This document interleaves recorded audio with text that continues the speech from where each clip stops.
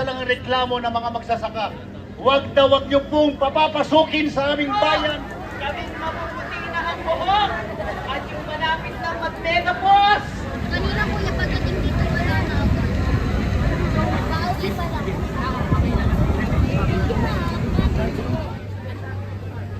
Si Jinggoy.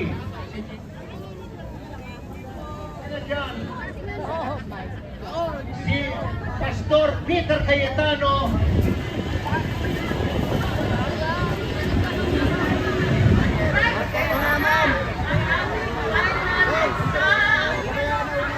Kalangin! Baba ka dito! Kaya namin! Kahit lang kami mga seniors pa, halika na! Pero, okay lang sa amin